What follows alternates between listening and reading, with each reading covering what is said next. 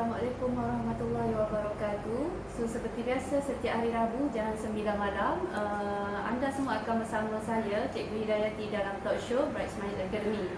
So pada malam ni macam biasalah, kalau minggu lepas kalau siapa yang anda di luar sana pernah tonton rancangan yang minggu lepas, tajuk kita kalau ibu dan ayah tak pandai bahasa Inggeris, anak pun akan ikut benda yang sama. So minggu lepas cikgu ditemani oleh Cikgu Heli untuk bincangkan topik tu. So malam ni lagi sekali Cikgu Heli akan menemani cikgu untuk talk show kita malam ni. So topik ataupun tajuk yang kita akan bincangkan malam ni, apa dia tajuk dia Cikgu Heli? Okey, tajuknya adalah setiap kesilapan anak ada bahagian ibu bapa. So besar tajuk dia tu malam ni kan. So tajuk dia kalau Cikgu Heli cakap tadi, setiap kesilapan anak ada bahagian ibu bapa. Lebih mudahnya Cikgu Heli yang kita nak cakapkan malam ni, dia sebenarnya nak cakap kalau anak buat kesalahan tu sebenarnya dia bermula daripada ibu bapa. Betul ke tak betul kan? Yang kita nak cakap malam ni. So kita akan bincangkan benda tajuk ni malam ni, tentang setiap kesilapan anak ada bahagian ibu bapa ni malam ni. So Cikgu Heli akan sama-sama dengan cikgu lah. Betul tak kita nak tengok 10 kesilapan yang biasa anak-anak lakukan ni sebenarnya dia bermula daripada ibu bapa. So kesilapan tu sebenarnya anak tak pandai pun nak buat. So dia bermula daripada rumah, bermula daripada ibu bapa sebenarnya yang membentuk dia hingga dia buat kesalahan tersebut. So malam ni kita nak bincangkan topik tu lah. Okay, so macam biasalah cikgu minta untuk kongsikan ataupun komen. Jika anda kat luar sana ada sebarang komen ataupun pertanyaan, boleh kongsi kat bawah tu. Okay, so untuk malam ni kita akan mulakan topik kita ni. Saya petiklah sepotong hadis lah. Dia cakap anak-anak kita ni ibarat selembar kain putih. Anak-anak yang dilahirkan dunia ni, saya tahu ibu bapa kat luar sana pun mesti pernah dengar lah ayat ni kan Cikgu Heli. Anak-anak ni ibarat selembar kain putih. So ibu bapa lah yang bertanggungjawab nak mencorakkan anak dia tu macam mana kan. So mereka lahir kat dunia ni tanpa ada sebarang pengetahuan, tanpa ada sebarang tindakan pun. Daripada sekeliling dia, terutamanya ibu bapa lah yang dia orang yang pertama yang nampak anak dia tu kan. Daripada ibu bapa sebenarnya yang bantu corakkan anak-anak dia ni kan. So mak ayahnya kat rumah cakap bahasa Melayu, anak-anak pun mulalah cakap bahasa Melayu. Sama juga dengan pelakon-pelakon lain lah kan. So kalau kita dekat rumah pun kita selalu speaking dengan anak kita kan. So anak pun akan terikut benda tu kan. So dia bermula daripada ibu bapa. Okey, so kesalahan pertama yang cikgu nak kongsikan malam ni yang biasa kita jumpa ialah anak-anak yang suka berbohong. Kenapa suka berbohong ni sebenarnya? Kenapa kita cakap anak-anak suka berbohong ni? Dia datang daripada ibu bapa. So tajuk kita malam ni kan, kesilapan anak berpunca daripada ibu bapa. So yang pertama yang kami boleh kongsikan, anak-anak ni yang kita jumpa majoriti lah sikap kanak-kanak ataupun pelajar-pelajar kan, dia suka berbohong. Daripada mana sebenarnya datang ni sikap suka berbohong ni? Daripada circle dia daripada circle yang terdekat tu. So circle yang terdekat tidak lain tidak bukan ialah ibu bapa. Apa salah ibu bapa sebenarnya? Ialah ibu bapa ni bila dia memberi hukuman atas kesalahan yang anak dia lakukan tu, dia bagi hukuman yang sangat berat. So bila anak buat sesuatu kesilapan dan ibu bapa menghukum terlalu berat, contohnya macam rotan, orang kata sampai meninggalkan kesan, menyebabkan budak tu jadi trauma, jadi takut. So bila apa-apa kesalahan yang dia buat, walhal kesalahan yang dia buat tu kesalahan kecil je pun, tapi dia akan berbohong. Dia jadi sikap dia jadi amalkan benda suka berbohong. Bila dia tahu kalau dia tak berbohong, nanti dia macam takut lah. Mak dan ayah dia akan kenakan hukuman yang sangat teruk dekat dia. So orang kata penyelesaian lah kalau anak-anak yang suka berbohong ni, sepatutnya ibu bapa ambil pendekatan. So kalau dia lakukan kesilapan apa-apa, ibu bapa sepatutnya bincang kan. Tanya dulu kenapa dia buat perkara tersebut lah. Kadang-kadang contoh macam anak tu ada abang dengan adik ke. Kadang-kadang kesalahan tu kita nampak macam si abang yang buat, tapi sebenarnya rupa-rupanya ada yang buat. Tapi kita sebabkan kita nampak, kita terus hukum. So lepas tu kalau dia buat nanti tendensi untuk dia berbohong lagi tu sangatlah tinggi. Sangat tinggi. Sebab dia dah takut kan, dia dah kena hukuman, so dia dah takut dah nak bercakap yang benar lah. Kalau bercakap yang benar lagi teruk dia kena kan. So yang pertama, sikap ataupun kesilapan anak yang selalu anak-anak lakukan ialah suka berbohong. So suka berbohong ni sebenarnya datang daripada ibu bapa yang terlalu tegas memberikan ataupun mengenakan hukuman terhadap anak-anak dia. So seeloknya macam cadangan saya tadilah, kalau anak-anak, kita nampak anak-anak melakukan sesuatu kesilapan, kita panggil dia, nasihat dia dengan elok dulu sebelum kita jatuhkan ataupun kenakan hukuman terhadap anak tu lah. So yang tu yang pertama. So yang kedua, Cikgu Heli akan share pula apa dia sikap anak yang suka atau selalu kita jumpa, Cikgu Heli. Okey, yang ni saya rasa paling common lah. Kalau kita pergi dekat kedai-kedai makan pun kita boleh nampak jika anak mengganggu kita, dia selalu kacau kita kan. Contoh macam kita tengah-tengah buat kerja ke, atau tiba-tiba dia datang. Masa tu lah dia nak kacau kan. Dia ada sebab sebenarnya. So sebabnya sebenarnya yang utama adalah sebab kita tak berikan sepenuh perhatian pada dia, tak cukup. Dan dia tak tahu timing bila dia nak dapat kasih sayang tu. So dia asal nampak kita dia kacau, asal nampak kita dia kacau. Dia tak tahu timing tu. Sebab apa?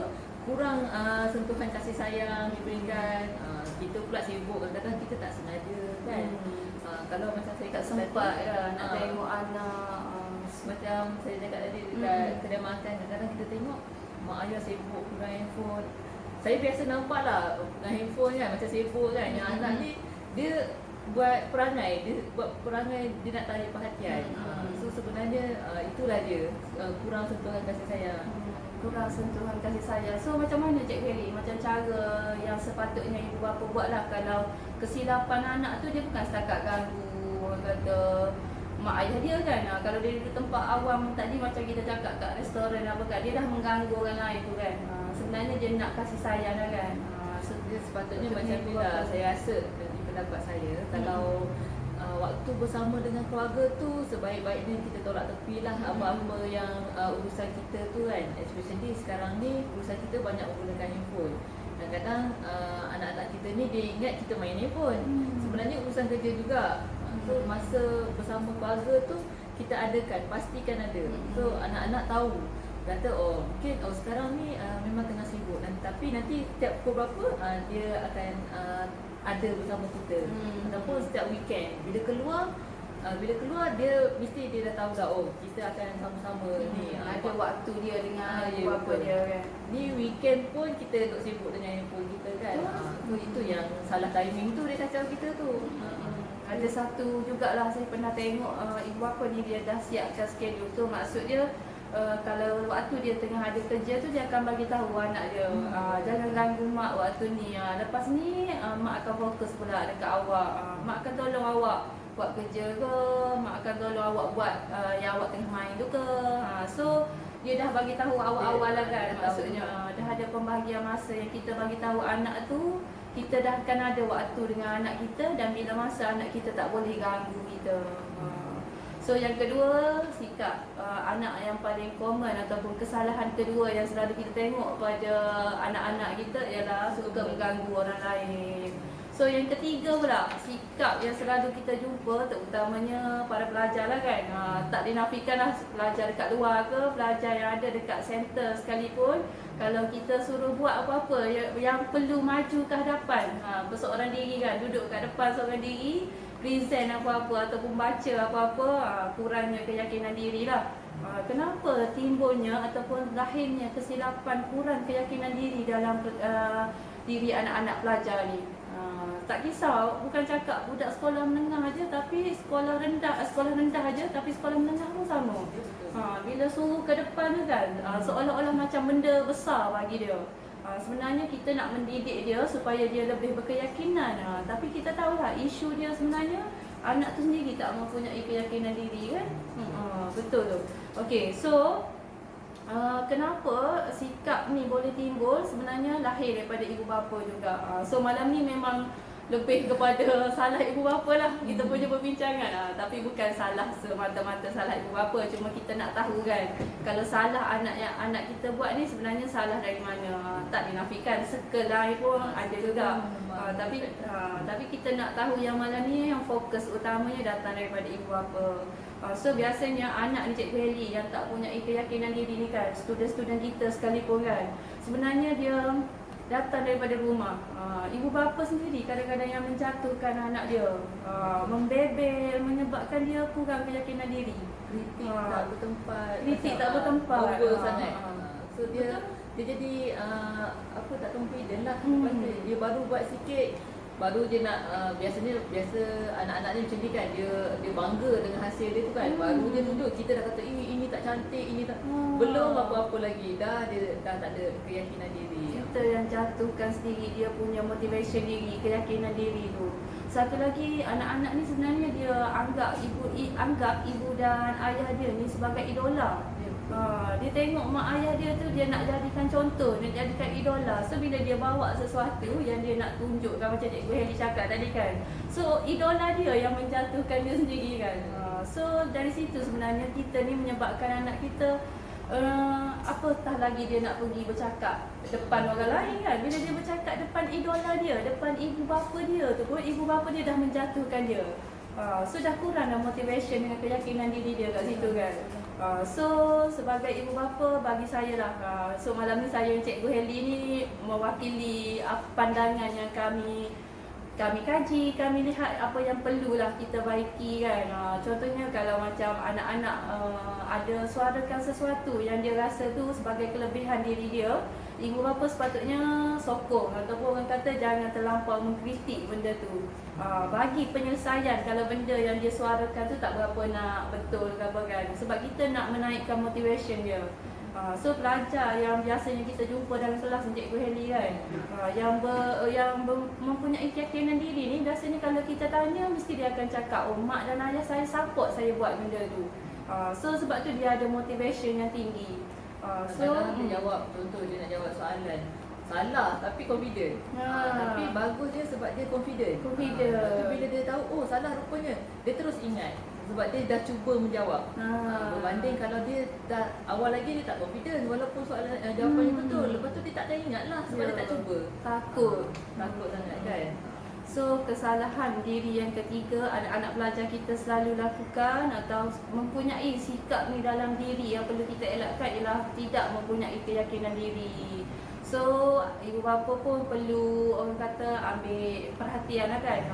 Sebabnya anak-anak perlukan lagi, terutamanya daripada kecil dia dah kena pupuk orang kata keyakinan diri dia. Jangan biarkan dia tu bila di luar dia malu nak ketengahkan apa yang dia ada, apa yang dia nak suarakan. Sebab keyakinan diri dia terlampau rendah. So kita kena ubahlah benda ni. So sebagai ibu bapa macam yang saya Cikgu Heli cadangkan tadi lah. So kena orang kata ambil perhatian sikit dan bagi orang kata jangan terlampau mengkritik dan membebel lah dekat anak kan. Mengkritik sikit-sikit tu tak perlu, tapi biarlah bertempat. Orang kata beri nasihat dengan cara yang betul. Okay, so yang keempat pula, Cikgu Heli apa situasi ataupun kesilapan pelajar yang selalu kita jumpa juga? Kadang-kadang selalu jugalah sebenarnya anak-anak ni dia agak biadab dengan orang luar, kawan-kawan, even dengan cikgu. Ada juga yang kes macam ni. Tapi bila dia biadab tu sebenarnya dia ada sebab lah dia biadab tu, dia dah terbiasa. Sebab berpunca daripada circle yang terdekat, iaitu keluarga sendiri ataupun ibu bapa sendiri. So ini sebenarnya pada saya rasa bahayalah. Orang kata budak-budak tak tahu apa, tak apalah. Tapi kita tak boleh kata macam tu. Sebab budak-budak ni sedang belajar. Walaupun dia sangat kecil, sebenarnya dia sedang belajar dan dia ingat.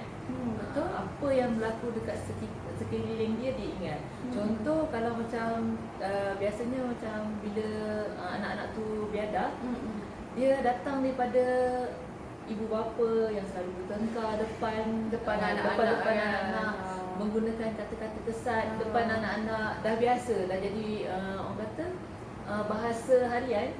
Jadi memang tak mustahil lah anak-anak pun ikut juga. Dia gunakan bahasa yang tak sepatutnya tu dengan kawan-kawan, even dengan cikgu pun pernah jugalah ada kes macam tu. Saya pasti jugalah kan kalau ada cikgu-cikgu yang sedang menonton ke ibu bapa yang sedang menonton, saya rasa pernah jumpa lah benda ni kan. Dalam kawan anak-anak kawan bercakap pun mesti akan jumpa ada kawan yang jenis biadab sikit ni yang kita dah cakapkan tadi. So kesalahan sebenarnya bukan datang daripada pelajar tu sendirilah. Kalau kata selain daripada kawan-kawan pilih dia yang bercakap tu juga, sebenarnya datang daripada rumah. Mungkinlah dia tengok yang tadi saya cakap ibu dan bapa dia sebagai idola tu bercakap, bila bergaduh je keluar kata-kata kesat, keluar kata-kata kasar kan. So tak mustahil dia pun bila dengan kawan dia bergaduh sikit terus keluar benda tu. Bila jumpa orang yang lebih tua, tak pandai dah nak hormat, tak pandai dah nak gunakan bahasa yang sepatutnya dengan orang yang lebih tua, orang yang lebih dihormati kan, macam guru ke, parents, kawan-kawan ke. So sikap ni macam Cikgu Helly cakap tadi memang perlu kita bendung awal sikit lah. Sebab sikap biadab ni kalau kita tak tangani daripada awal, dia tak mustahil. Dia semakin umur pelajar tu meningkat, dia semakin orang kata meninggi sikap tu kan. Ada satu kajian saintifik lah sebenarnya kan, tapi menggunakan kanak-kanak yang berumur dalam setahun, beberapa bulan ke setahun je.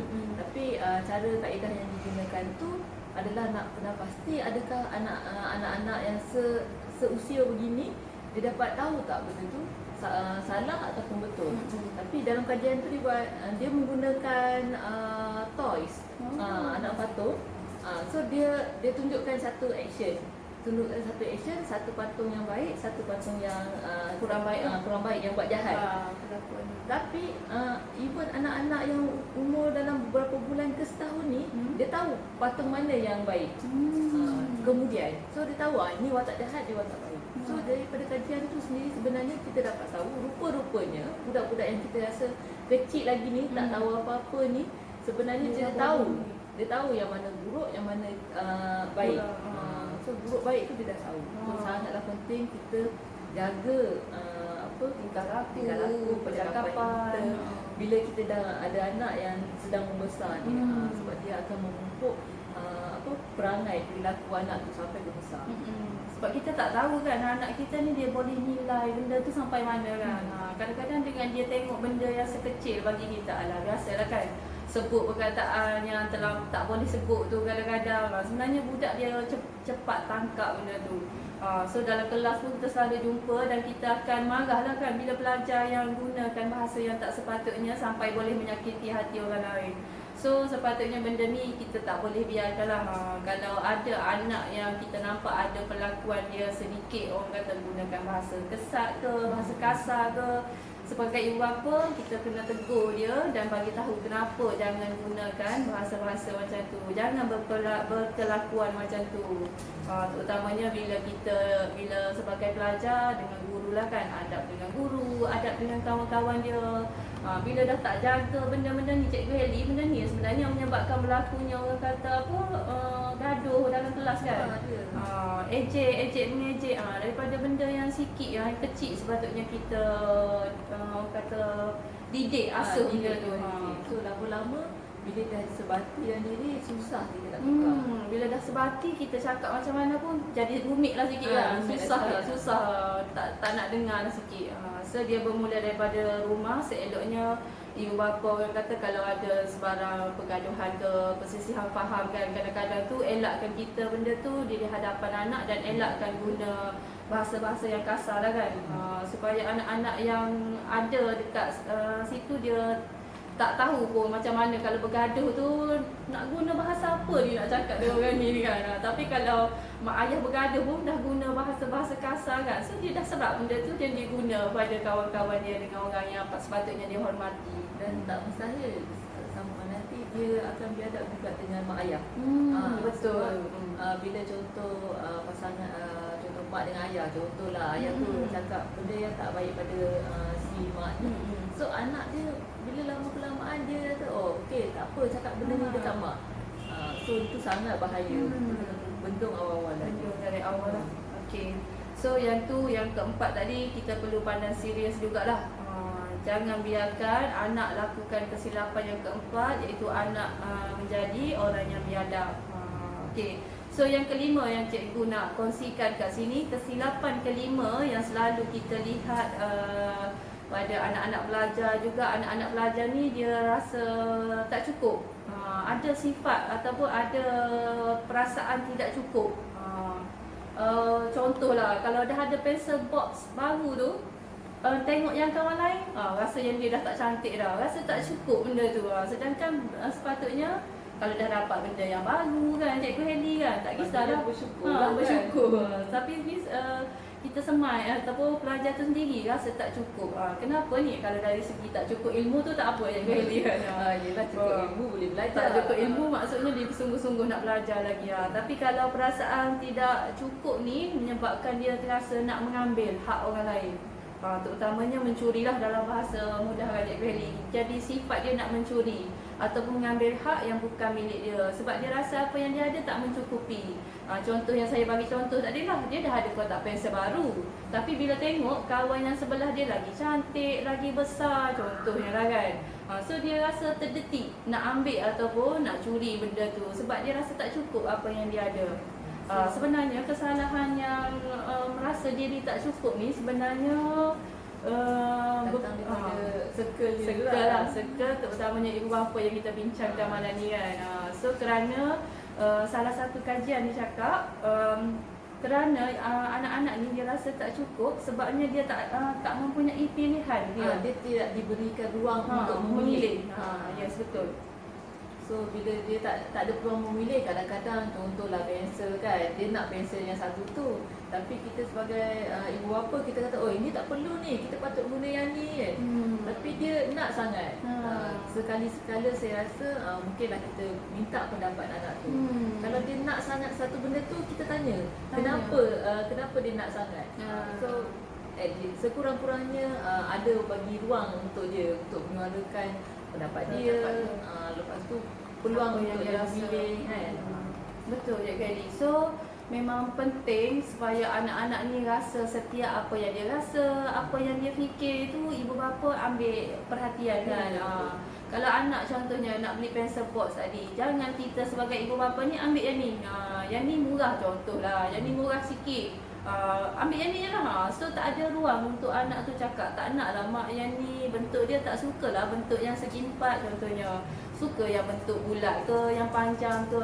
So anak-anak ni kan biasalah kan, dia ada orang kata pilihan dia sendiri. So kadang-kadang tu ibu bapa orang kata kalau bab-bab yang perlu kita tanya pendapat anak tu, kena bagi jugalah ruang dan peluang untuk anak tu suarakan apa yang dia minat. Macam Cikgu Heli cakap tadi pula pensel kan.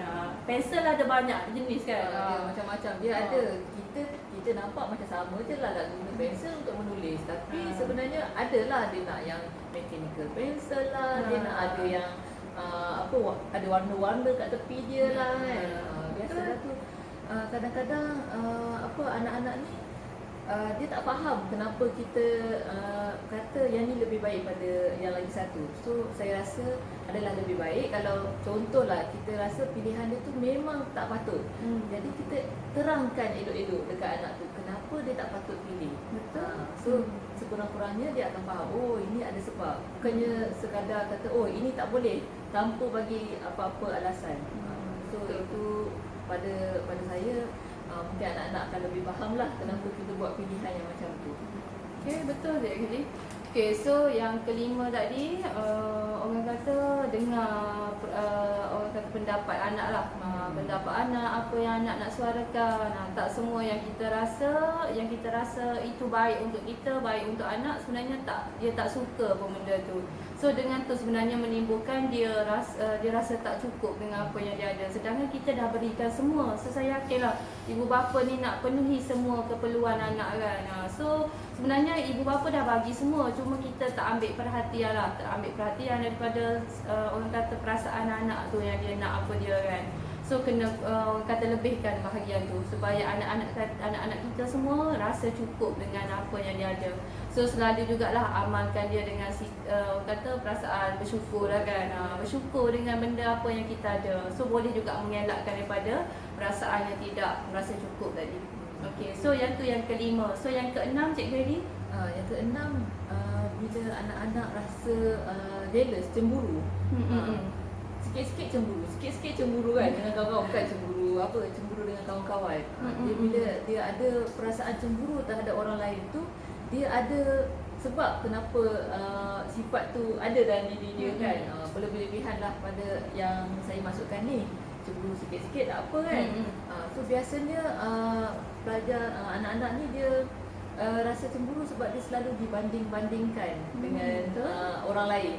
Kadang-kadang dia rasa orang lain tu biasa-biasa, tapi kita sebagai ibu bapa pula yang lebih-lebih pujian orang lain tanpa memikirkan kebaikan anak sendiri kan. Kadang-kadang kita ni bukanlah nak kata kat orang macam nak bangga-banggalah anak kita lah yang terbaik, bukanlah maksud macam tu. Tapi bila kita terlalu membanding-bandingkan, so anak kita akan rasa cemburu, senang cemburu dengan orang lain. Betul, itu bahaya juga tu bila dia cemburu tu, maksudnya dia tak puas hati. Bila dia tak puas hati, adalah benda lain yang akan berlaku lepas tu kan. Tak jauhkan kan benda yang buruk tu. So orang kata boleh kita nak bandingkan anak kita dengan orang yang lebih berjaya lah. Contohnya kan anak jiran kita dan sebagainya lah. Tapi kena berpada-pada lah kan. Kalau kita nak bandingkan tu jangan sampai anak kita terasa hati. Sampai anak kita lahir perasaan yang tak berapa elok tadi. Macam cemburu ke, macam rasa tak puas hati ke, rasa tak puas hati kepada benda yang baik tak apa. Tapi kita risau sebab anak-anak pelajar ni dia masih lagi orang kata umur yang orang kata masih muda kan. So benda-benda yang tak elok kita takut kan. Daripada perasaan cemburu tu menyebabkan dia buat something yang kita risau lah. Macam contoh sekarang orang kata bully lah kot sebagainya kan. So kita nak elakkan lah benda-benda tu. So kena kurangkan sikit. Kalau ibu bapa dekat rumah yang sedang menonton sekarang ni rasa terlampau sangat lah aku ni bandingkan anak aku dengan dia ni, bandingkan anak sama anak ke. So kena kurangkan benda tu. Tak mustahil juga kan, dalam adik-beradik pun sama juga.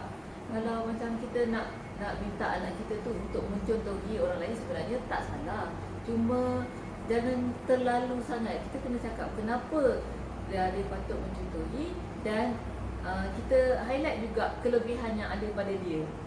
Kalau kita nak sebelum kita nak bandingkan dulu lah, sebelum kita nak kata orang tu bagus, okey, anak kita ni pun bagus, tapi mungkin boleh upgrade sikit ke, macam tu.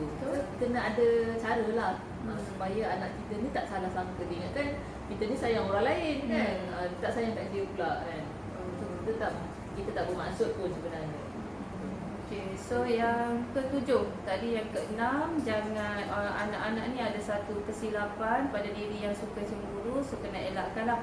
So yang ketujuh pula, kesilapan yang selalu kita nampak dan adalah dalam diri anak-anak ataupun pelajar ni ialah sangat takut, menjadi seorang yang kata menjadi penakut sangat.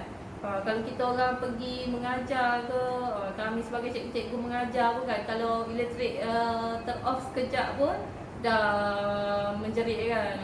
So orang kata sifat penakut tu boleh, tapi jangan berpada-pada kan. Berpada-pada. So kenapa sebenarnya berlakunya sikap terlampau takut sampai menjadi penakut sangat ni kan. Sebenarnya berpunca juga daripada anak-anak yang orang kata bila dia ada cabaran sikit je, ibu bapa terus datang tolong, bantu. Dia tak sempat lagi orang kata nak explore. Kalau jadi macam ni macam mana kena buat ni? Terus tanamkan dengan mati elektrik je tu, menjerit ke apa. So dia ingat macam selesai dah masalah, menjerit je. Dia tak tahu apa nak buat. So sebenarnya dia kadang-kadang kita sendiri pun kan, sebagai ibu bapa pun ada juga yang takut gelap ke apa kan. So dia automatik lah sebenarnya. So patutnya kalau macam contohlah ter-off elektrik sekejap kan, kita cakap jangan risau ke, jangan panik ke apa kan. Nanti sekejap ayah tengok switch ke apa kan. So kita bagi solution kat dia, ataupun bila dia ada satu-satu benda yang dia rasa menakutkan benda tu, so kita perlu ajar dia, jangan takut, sasana gini-gini ni. So explain kat dia benda tu. So bila kita tak explain ke anak, kita sendiri pun takutlah macam ni, tak ada elektrik ke apa. So kita dah terapkan, tak ada elektrik je takut, jumpa benda ni je takut, lari, menjerit. So benda tu bagus lah. Contoh macam kalau dia tengok orang yang tak tak dikenali, tiba-tiba menghampiri dia, benda tu bagus, takut dari segitu. Tapi orang kata takut dari benda-benda yang positif macam tadi lah kan. Benda-benda yang tak sepatutnya, yang terlalu kecil lah, sepatutnya dia boleh selesaikan, tapi sebab dia takut, dia tak boleh nak selesaikan. Sebab kita terlalu tolong. Terlalu tolong. Apa-apa anak rasa takut lipas ke, contohlah kan. Takut lipas ke, takut binatang tu ke, kita terus orang kata assume atau salahkan benda tu. So biar anak tu merasai cabaran yang dia rasakan tu, biar kita bimbing dia, biar jadi seorang yang kata bukan seorang yang penakut lah, lebih berani. Okay, so yang tu yang ketujuh. So yang ke-8 Cikgu Heli. Yang ke-8 ni dia berkaitan juga dengan yang tadi tu, yang biadab tadi, iaitu anak tidak menghormati orang lain. Ni lebih kurang sama dengan yang tadi, cuma yang ni lebih pada macam anak selalu tengok mak ayah ni selalu bossy, dia macam suruh-suruh, mengarah je, especially kalau ada family yang ada membantu rumah. Dia kata apa-apa, bibi, saya pernah mengalami situasi tu lah. Saya ada kira menghadiri majlis lah dekat rumah kenalan. Tapi kenalan pada kenalan, okey itulah. Tapi sebabkan parents dia selalu apa-apa jerit je. Bibi tu ada kat dapur tengah buat kerja, jerit je. Bibi, kenapa ni? Bibi ambil ni. Tengah majlis. Lepas tu saya macam confused sekejap kan. Lepas tu tak lama lepas tu dengar pula anak dia, Bibi. So bibi tu kan dah jadi macam pelari usia muda sana sini, bekerja sana sini. Padahal benda tu sangat senang. Kita boleh je suruh macam benda-benda kecil. Contoh kalau ada pembantu rumah kan, benda-benda yang senang seperti tolong pinggan ke sinki kan, basuh sendiri pinggan sendiri satu, tak salah saya rasa kan. So daripada situ kita sebenarnya sedang asuh dia supaya lebih bertanggungjawab dan menghormati orang lain. Tak ada, padahal pembantu rumah tu kan adalah lebih tua pada dia, tak sepatutnya dia jerit-jerit macam tu. Tapi sebabkan datang daripada idola dia tadilah, ibu bapa jerit pada orang tua, sebab dia kata ini adalah pembantu rumah dia, kita boleh jerit. So kita dah tanam dah pemikiran yang macam tu. So tu kita kena aware lah kan, berhati-hati sikit lah dekat situ. Betul tu. So sikap menghormati orang tua ni ataupun orang lain lah, tak kisahlah orang tua ke, biasanya kita fokuskan kepada orang yang lebih tua lah kan, kalau anak-anak pelajar kita ni. So macam tadilah, tak kisahlah apa pangkat dia, sepatutnya kita terapkan benda tu dalam diri anak-anak kita kan. Bukan orang kata kalau dia tak berapa ni macam ni kita layan dia macam ni. Tak, kita perlu asuh anak kita daripada kecil lagi benda tu sebenarnya. Sebab bila dia dah besar, dia dah rasa terbiasa. Macam Cikgu Heli cakap tadi, benda tu dah termasuk dah dalam fikiran dia, dalam perlakuan dia. So perlu dielakkan sangat benda tu. Jangan jadikan dia virus yang ada dalam diri anak kita. Okay. So yang ke-9, sebelum kita pergi yang terakhir pada malam ini, yang ke-9 ialah sikap yang selalu kita temukan dalam diri anak-anak kita. Betul ke dia ni orang kata sedikit sebanyak daripada ibu bapa. Sikap yang ke-9, kesilapan yang selalu anak-anak pelajar lakukan ialah mudah marah. Kenapa selalunya ada kelakuan mudah marah macam ni? Kawan cuik sikit je, kacau sikit pun dah melenting kan, marah, caci sebagainya. Sebenarnya bila kami tengok ada sedikit kajian dilakukan, dia cakap bila anak-anak ni dia buat dia cepat marah ni, sebenarnya dia orang kata tak cukup kasih sayang jugalah, dalam bahasa tak cukup kasih sayang, attention seeker sikit. Perlukan pujian sebenarnya. Dia perlu banyakkan apa yang dia lakukan tu, sentiasa kena ada pujian. Sebenarnya dia nak perhatian jugalah dalam bahasa mudah kan. So bila dia tak dapat perhatian macam yang dia harapkan tu, dia jadi marah. Benda tu dia keluarkan, dia lontarkan apa yang dia tak puas hati tu kepada orang sekeliling dia.